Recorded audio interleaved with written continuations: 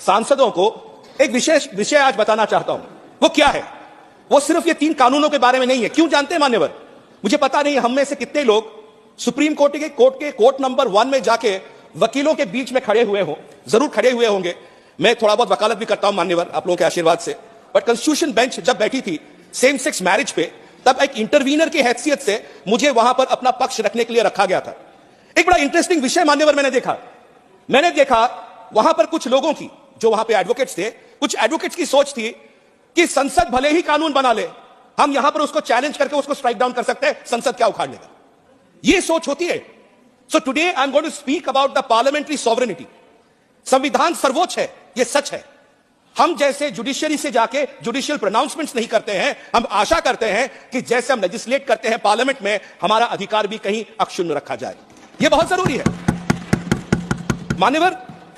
वो same sex marriage case में मैंने जो पक्ष रखा था और आज सदन के सामने वो रखना चाहता हूं, 2 शब्द थे, लेजिस्लेटिव कॉम्पिटेंस।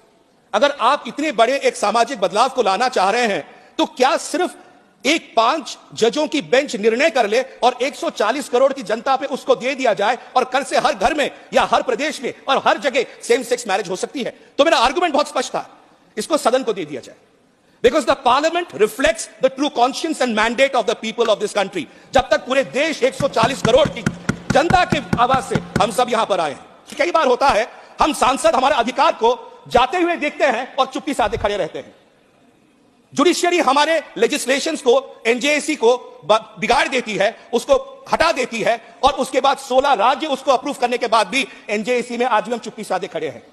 ये कहीं ना कहीं हमारी ये चुप्पी साधने की आदत हमारे व्यवस्था को कहीं ना कहीं कमजोर कर रहा है।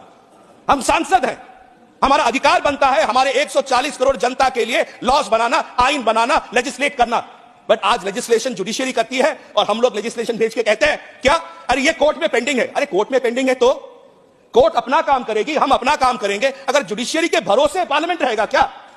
ये एक सवाल है और इस पर चर्चा होनी चाहिए। तो माननीय उपराष्ट्रपति जी ने जब 83rd all India presiding officers conference में बेसिक स्ट्रक्चर के बारे में और separation of powers, legislature, executive और जुडिशियरी के मापदंडों पे एक बहुत खूबसूरत विषय बोली थी, मैं उसको आपके सामने रखना चाहता हूं। I quote, democracy sustains and blossoms when the legislature, the judiciary and the executive act in tandem and togetherness to fructify constitutional goals and realize aspirations of the people.